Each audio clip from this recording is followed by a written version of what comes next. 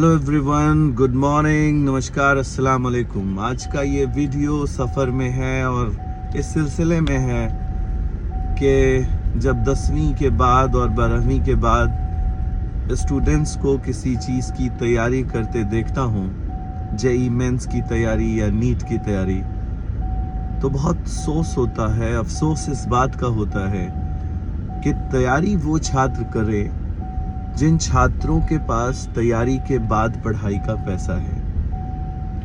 23 लाख या 24 लाख बच्चों ने नीट की तैयारी की, जिनमें से 90% छात्रों को ये पता भी नहीं कि नीट के बाद जो उन्हें कॉलेज अलॉट होगा, क्या उन कॉलेजों के लिए उनके पास पढ़ाई के पैसे हैं। तैयारी कराने वाले कभी बताते तक नहीं, और छात्र समझना भी नहीं चाहते कि उनकी तैयारी का कितना पैसा चाहिए और तैयारी के बाद जो पढ़ाई होगी उसमें कितने पैसे चाहिए। ये दोनों बातें समझ नहीं आती छात्रों को। सबसे पहले मेरे दोस्तों ये बताना चाहता हूँ कि मैं तैयारी के खिलाफ नहीं हूँ, उन बच्चों के तैयारी के खिलाफ हूँ जो तैयारी के बाद अपनी फीस जमा नहीं कर पाते। आप सभी जानते हैं कि 1,06,034 सीटों के आसपास सीटें हैं MBBS की मेडिकल काउंसिल ऑफ इंडिया के पास, जिसमें 10,000 सीटें ऐसी होंगी जिसमें बच्चा अपनी तैयारी के बाद फीस जमा करने के कंडीशन में होगा, और वो होगी 3 से 4 लाख रुपया मेडिकल की कॉलेज की फीस।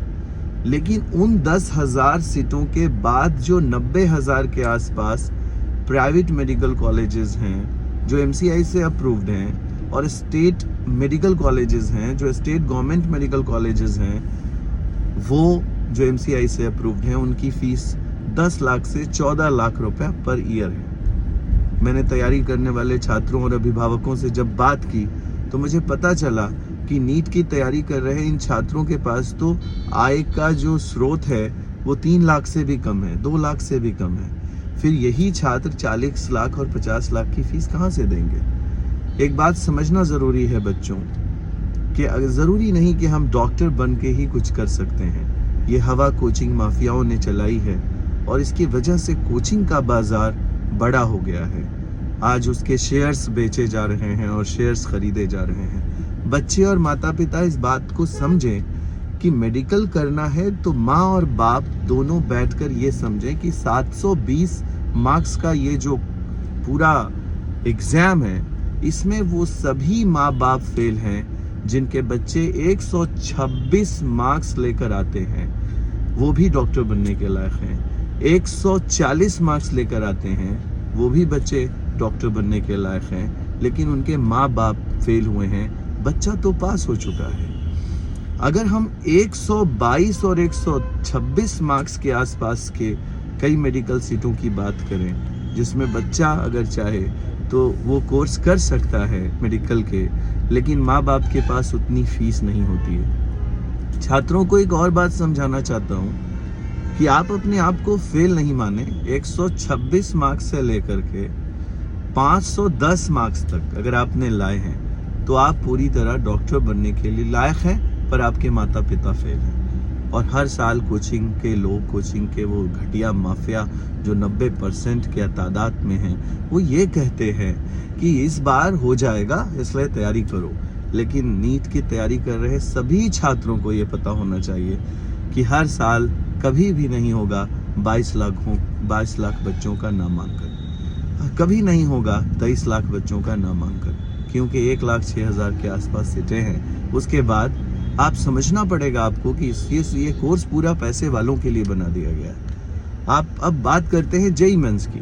जेई मेंस की भी सेम हालत है। जेई मेंस के तैयारी कर रहे छात्रों तक को नहीं पता कि वो छात्र अगर जेई मेंस में जो सबसे प्रीमियम सीट है IIT, अगर उसको वो निकाल लेते हैं, IIT निकाल लेते हैं, तो उनकी फीस 10 लाख रुपया है, 8 से 10 लाख रुपया है। अगर वो लोन लेकर पढ़ना चाहते हैं तो पढ़ सकते हैं, वरना दूसरा कोई रास्ता उनके सामने नहीं है। अगर क्या वो जानते हैं कि IIT में, NIT में कई ऐसी सेंट्रल गवर्नमेंट की एडमिशन्स में जो 10-15 हज़ार सीटें हैं, उनको जो उसमें भी कई महंगी सीटें हो गई हैं जो 10 लाख के आसपास हैं। और अगर स्टेट इंजीनियरिंग की बात करें, जो स्टेट एफिलिएशन इंजीनियरिंग प्रोग्राम्स चल रहे हैं स्टेट गवर्नमेंट से एफिलिएटेड इंस्टीट्यूशंस की, उसकी मिनिमम फीस तो 4 से 4.5 लाख रुपए है। अगर हम हॉस्टल को ऐड कर दें तो 7 साढ़े 7 लाख रुपए है। मेरे दोस्तों, ये समझना ज़रूरी है कि IIT, NIT और सेंट्रल गवर्नमेंट की सभी सीटों को अगर हम देख लें तो 70 से 75 हज़ार सीटों में हर ब्रांच को मिलाकर सेंट्रल गवर्नमेंट की सीटें तो मिल जाएंगी, लेकिन उन बच्चों का क्या होगा जो 14 लाख एप्लीकेंट्स हैं, 15 लाख के आसपास जिन्होंने एग्ज़ाम दिया, उनमें से हम 1 लाख को छोड़ भी दें तो 14 लाख को फिर से कोचिंग माफिया ये कहेगा कि इस बार तुम और तैयारी कर लो और आपका हो जाएगा। इसलिए सभी छात्रों को समझना ज़रूरी है कि जेईई मेंस इंजीनियरिंग करने का एग्ज़ाम नहीं है।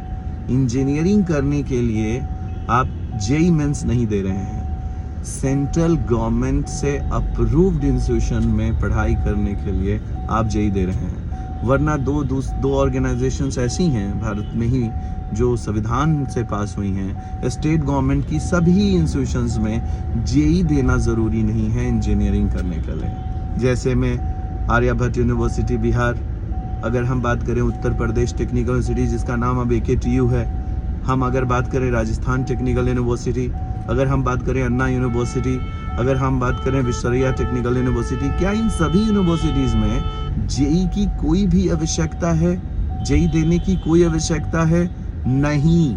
अगर आप जेईई दे रहे हैं तो आप एप्लीकेंट्स को ये पता होना चाहिए कि जेईई सिर्फ आप एक कारण से दे रहे हैं कि आप सेंट्रल गवर्नमेंट की किसी सीट पर नामांकित होना चाहते हैं। आप नीट इसलिए दे रहे हैं ताकि आप MBBS के एक एप्लीकेंट बन सकें, लेकिन नीट देने से पहले अपने माता पिता के साथ डाइनिंग टेबल पर बैठकर ये तय कीजिए कि क्या उनके पास 50 लाख रुपया पढ़ाने के लिए है। अगर नहीं है तो फिर लाखों रुपया तैयारी के नाम पर ठगी के व्यापारों के हाथ में अपने आप को खुद क्यों बेच रहे हैं। आज मेरे मन में ये ख्याल आया कि ग्रॉस इनरोलमेंट रेशियो देश का घट रहा है। इसका सिर्फ एक कारण है, कोचिंग माफिया।